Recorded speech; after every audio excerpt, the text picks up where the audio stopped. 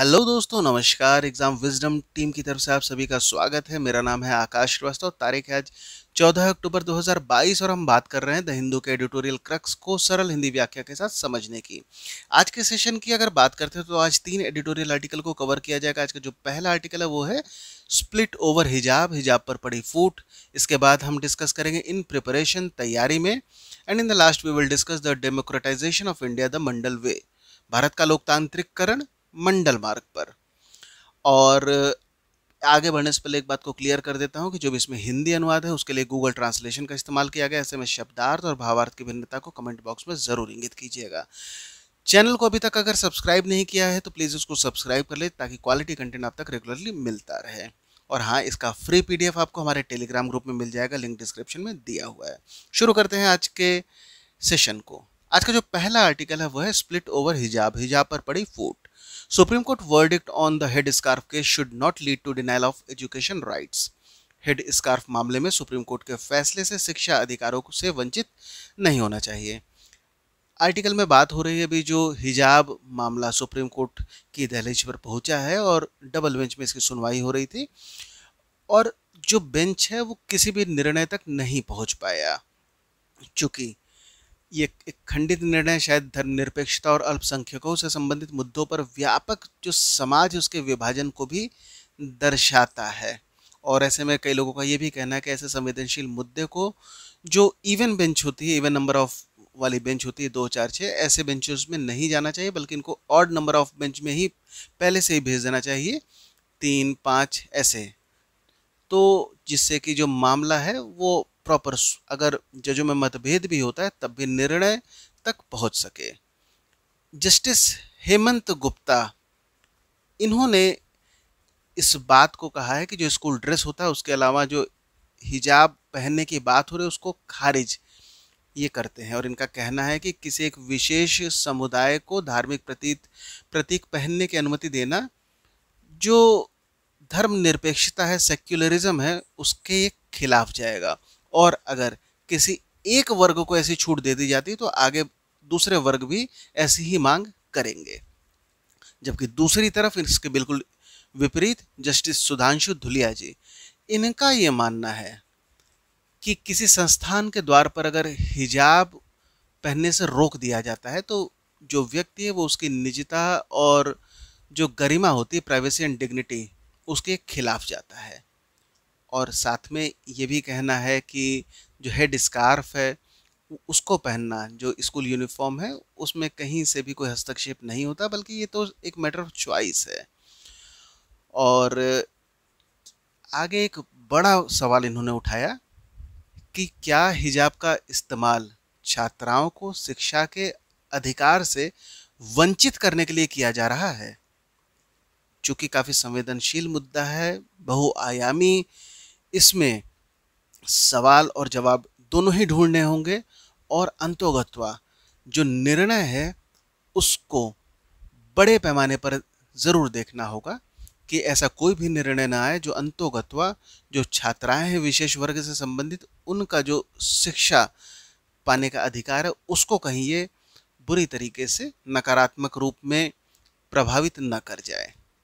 आगे जस्टिस धुलिया जी इस बात को भी जोर देकर कहते हैं कि बेसिकली हिजाब जब पहनने की बात होती है तो जो सार्वजनिक व्यवस्था है उसको समस्या नहीं होनी चाहिए, और अगर मैच्योर सोसाइटी है तो एक रीजनेबल एकोमोडेशन के रूप में भी इसको देखा जा सकता है।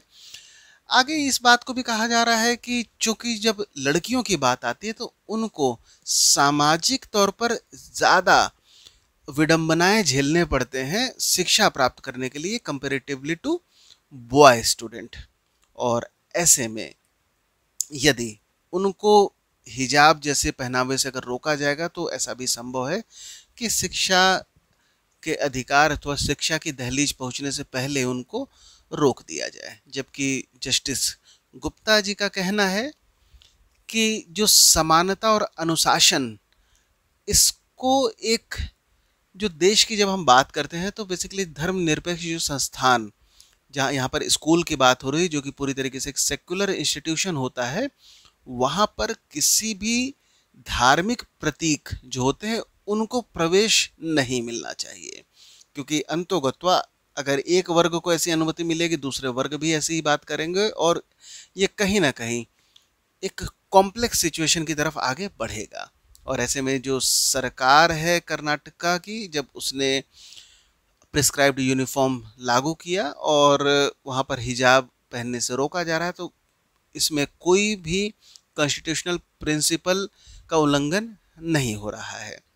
अगर उनका ये भी कहना है कि जो संवैधानिक लक्ष्य है, बेसिकली वो लक्ष्य यही है कि जो स्कूल जैसे संस्था होती हैं वो सेक्युलर बनी हो और कोई भी जो धार्मिक प्रतीक है उनको कक्षा में नहीं स्थान मिलना चाहिए। आगे इस बात पर आर्टिकल में ध्यान आकर्षित किया जा रहा है कि बेसिकली एक फैसला जो शिक्षा के लिए इस गैर समावेशी दृष्टिकोण को वैध बनाता है और एक ऐसी नीति जो मुस्लिम महिलाओं, मुस्लिम बच्चियों को अवसर से वंचित कर सकती हैं, देश के हित में नहीं होगा। और आगे ये भी बात कही जा रही है कि रीजनेबल एकोमोडेशन एक और गहराई से तार्किकपूर्ण निर्णय लाना होगा, ज़्यादा संवेदनशील निर्णय होना चाहिए, क्योंकि किसी भी कंडीशन में जो मुस्लिम बच्चियां हैं उनको जो शिक्षा का अधिकार है उससे वंचित नहीं होना चाहिए।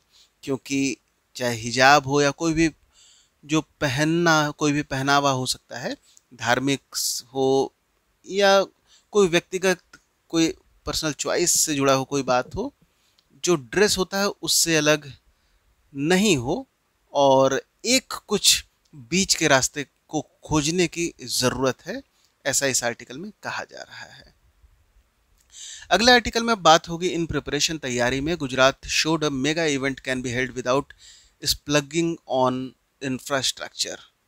गुजरात ने दिखाया कि बुनियादी ढांचे पर खर्च किए बिना एक मेगा इवेंट आयोजित किया जा सकता है। बात हो रही है जिस तरीके से 36वें राष्ट्रीय खेलों का सफल आयोजन गुजरात में हुआ है, वो बेसिकली भारत की जो और गुजरात की स्पेशली ऑर्गेनाइजेशनल स्किल को दर्शाता है। और जिस तरीके से हमारा सपना है कि ओलंपिक को हम होस्ट करें, उसमें जिस प्रकार से नेशनल गेम को होस्ट भी गुजरात ने किया है, वो निश्चित तौर पर जो एडमिनिस्ट्रेटिव स्पीड है उसको दर्शाता है, एडमिनिस्ट्रेटिव और मैनेजरियल कैपेबिलिटी को आगे बढ़ाता है। कुछ जो स्टार खिलाड़ी हैं उनकी उपस्थिति निश्चित तौर पर गेम और का स्तर भी बढ़ाती है और दूसरे जो खिलाड़ी हैं उनका भी मनोबल को आगे बढ़ाता है। इसमें मीराबाई चानू, लवलीना बोरगोहेन, अचंत शरत, कमल, हिमा दास, दुतीचंद, अतनु दास और बी साई प्रणीत का नाम सबसे आगे आता है। आगे जब नेशनल रिकॉर्ड की बात आती है उसमें पोल वॉल्टर, रोजीमीना पॉलराज, शिवा सुब्रमण्यम, लंबी पैदल चाल में एथलीट राम बाबू, भारतुल्लक, एन अजीत और सांबो लापुंग, इन्होंने नए राष्ट्रीय कीर्तिमान को भी स्थापित किया। मेडल टैली की बात करते हैं तो नंबर 1 पे सर्विसेज आती हैं और नंबर 2 पे महाराष्ट्र आती है। हालांकि जब अगर हम स्टेट वाइज देखेंगे तो महाराष्ट्र नंबर 1 पे ही आएगा। और गुजरात की बात करते हैं जो कि होस्ट कंट्री था, उसकी पोजीशन 12वीं रहती है। बेस्ट मेल और फीमेल एथलीट की जब बात कही जाएगी, सर्वश्रेष्ठ पुरुष और महिला खिलाड़ियों की बात कही जाए तो इसमें पुरुष वर्ग में तैराक साजन प्रकाश जिन्होंने 8 पदक जीता था और महिला वर्ग में 14 वर्षीय हशिका रामचंद्र जिन्होंने 7 पदक जीता, इनका नाम आता है। आगे इस बात पर जोर दिया जा रहा है कि जिस तरीके से गुजरात ने इस बार के राष्ट्रीय खेलों को ऑर्गेनाइज किया और जो ऑलरेडी वहाँ पर इंफ्रास्ट्रक्चर है उनका तार्किक तरीके से इस्तेमाल किया, बेहतर तरीके से इस्तेमाल किया, वो निश्चित तौर पर एक सफल इवेंट गुजरात में उसको संपन्न होता है। और अब ये गोवा, जहाँ पर अगला राष्ट्रीय खेल का 37वां एडिशन वहाँ पर ऑर्गेनाइज होगा, उसके लिए एक बेंचमार्क भी बनेगा, प्रेरणा बनेगा और एक चैलेंज भी होगा गोवा के लिए कि वो गुजरात की कैपेबिलिटी से मैच करे अगले साल जब मेजबानी करेगा राष्ट्रीय खेलों की। अगले आर्टिकल में बात होगी the democratisation of India, the Mandal way, Bharat का लोकतांत्रिककरण मंडल मार्ग। From a secular perspective the socio political movement resulted in India silent revolution, identifying socially and educationally backward castes and communities by not letting religion become a barrier. धर्मनिरपेक्ष दृष्टिकोण से सामाजिक राजनीतिक आंदोलन के परिणाम स्वरूप भारत की मौन क्रांति हुई। धर्म को बाधा न बनने देकर सामाजिक और शैक्षिक रूप से पिछड़ी जातियों और समुदायों की पहचान करना। आर्टिकल में बात हो रही है मंडल मार्ग की। जो मंडल आयोग आता है उसने जो संस्तुति दी है और उसका समाज में कितना गहरा प्रभाव पड़ा है इसकी बात हो रही है। हालांकि आर्टिकल की शुरुआत होती है एज ऑफ काली किताब, इंडियन ट्रेवल्स एंड इनकाउंटर, जिसको विलियम डेलिम्पल ने लिखा था। और इसमें बात होती है एक छोटे से इंसिडेंट की बात हो रही है, किस तरीके से 10 साल पहले दिल्ली में पार्टियों में हर दूसरा व्यक्ति जो कार्यपालिका है और कैबिनेट है वहाँ पे किसी न किसी से अपना संबंध दिखाता था। और आश्चर्यजनक रूप से आज के समय में दिल्ली में कोई भी सत्ता में बैठे किसी को नहीं जानता। बात ये कही जा रही है कि बेसिकली ये जो है एक बहुत बड़ी लोकतांत्रिक क्रांति है और ज़्यादातर लोगों का ध्यान इस पर गया ही नहीं। आगे एक मीटिंग का जिक्र हो रहा है जो कि स्वर्गीय मुलायम सिंह यादव जी और इस किताब के लेखक श्री डेलरिम्पल जी के बीच में होती है। 96 की मीटिंग है जब मुलायम सिंह कैबिनेट का हिस्सा हुआ करते थे। बेसिकली मुख्य बात यह है कि उसके दौरान मुलायम सिंह जी कहते हैं कि पहली बार जो पावर है वो वंचितों और शोषितों के पास आई है और हम इसका उपयोग यह सुनिश्चित करने के लिए करेंगे कि उनकी कुछ और बेहतरी हो। अब चूंकि मुलायम सिंह यादव जी का जिक्र आता है वो बेसिकली जिस जाति व्यवस्था से भारत में आते हैं वो पिछड़ी जाति में से थे।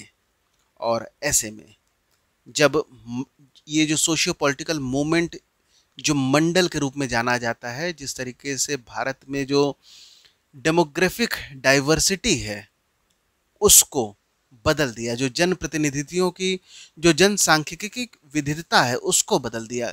क्योंकि कुछ निश्चित समय से पहले अगर हम बात करें तो एक विशेष धार्मिक वर्गों का ही दबदबा होता था राजनीति में शीर्ष पदों पर धीमे धीमे आज के समय में देखा जा रहा है कि सभी जाति से जो प्रतिनिधित्व हैं उनकी भूमिका राजनीति के शीर्ष पदों पर देखने को मिल जाती है।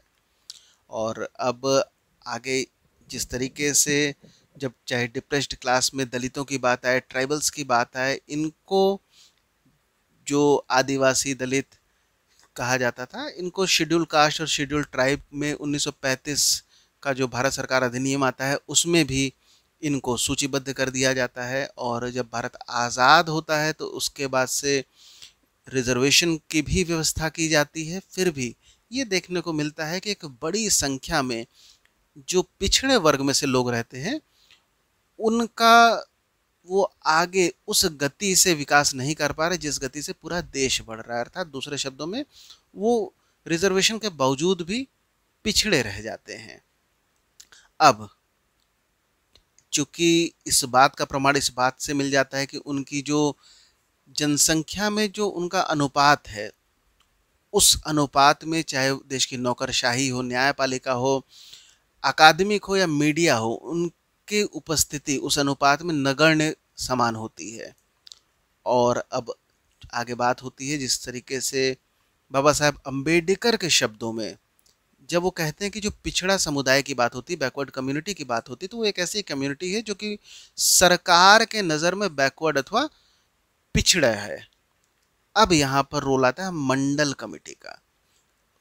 अब मंडल कमेटी जब बैकवर्ड जो कम्युनिटी के लिए अपनी राय देती है तो इसमें वो थोड़ा सा परिवर्तन कर देती है और ये कहती है कि भारत की बात जब करती है तो कोई भी कास्ट है, कोई जाति है, वो बेसिकली एक सोशल क्लास, सामाजिक वर्ग हो सकती है और अक्सर होती है।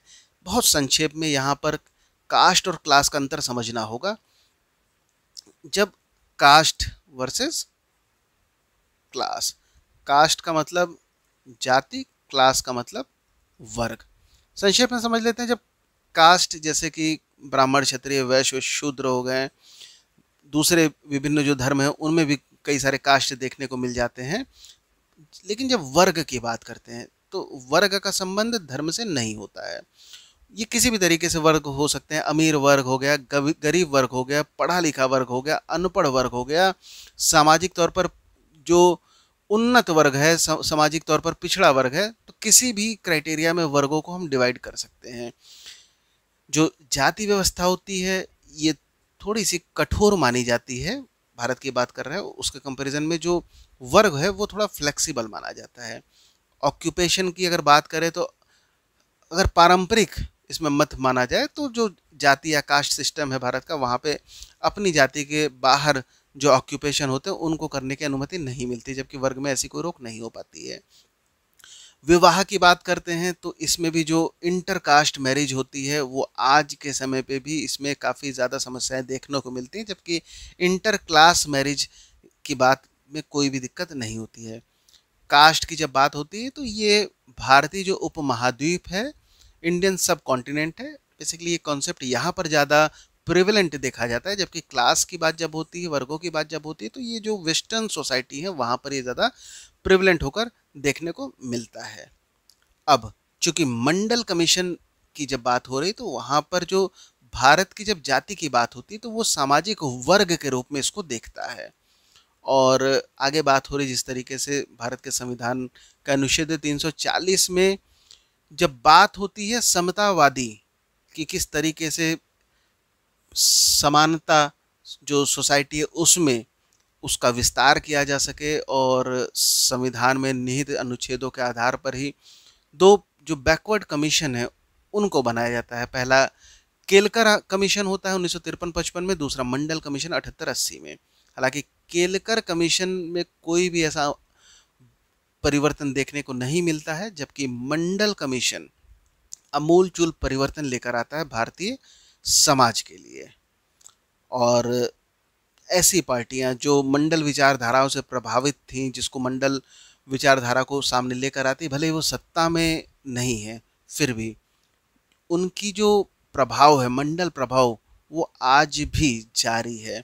73वें 74वें जो अमेंडमेंट होते हैं संविधान के, वो जो सामाजिक न्याय है इसकी विचारधारा को और ज़्यादा आगे बढ़ाते हैं, उसको और ज़्यादा विस्तृत करते हैं शेड्यूल्ड कास्ट, शेड्यूल्ड ट्राइब में। और इन सब के साथ में जो हॉरिजॉन्टल रिजर्वेशन की जब बात होती है उसको भी सभी महिलाओं तक भी बढ़ा दिया जाता है। 2006 में जो रिजर्वेशन है ओबीसी कैंडिडेट को, वो हायर जो लर्निंग एजुकेशन होते हैं वहाँ पर भी इसको बढ़ा दिया जाता है, और जिसको मंडल 2.0, मंडल 2 या मंडल द्वितीय कहा जाता है।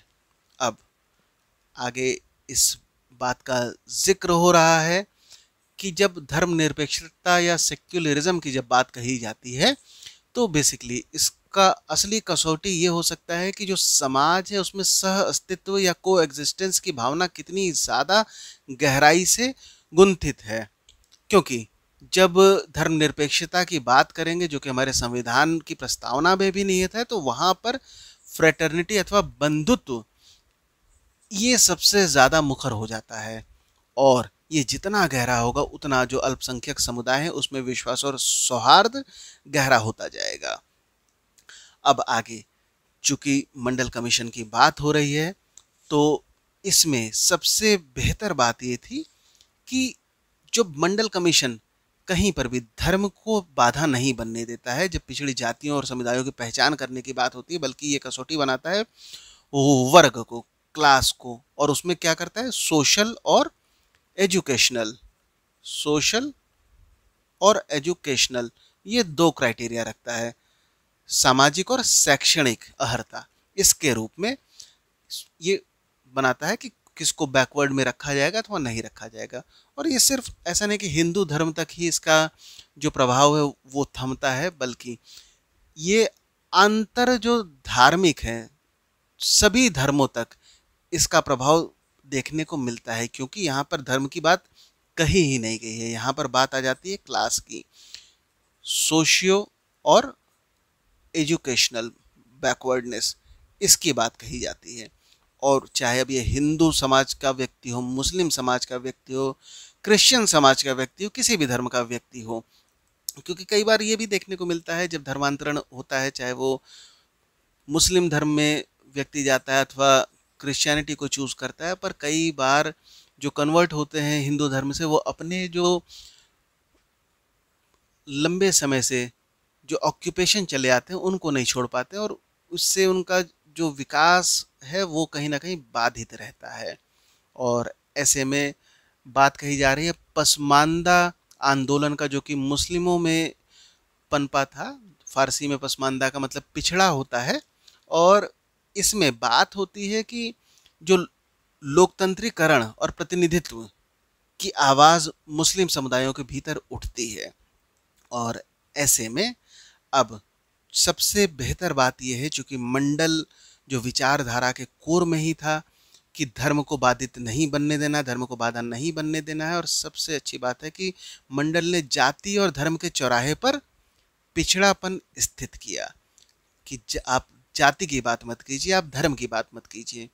समाज का यदि उत्थान करना है तो कौन पिछड़ा है उसका उत्थान पर ज़्यादा ध्यान रखिए, किस धर्म का है उससे कोई भी फर्क नहीं पड़ता है। आज के हिंदू के आर्टिकल में इतना ही। अंत तक बने रहने के लिए धन्यवाद।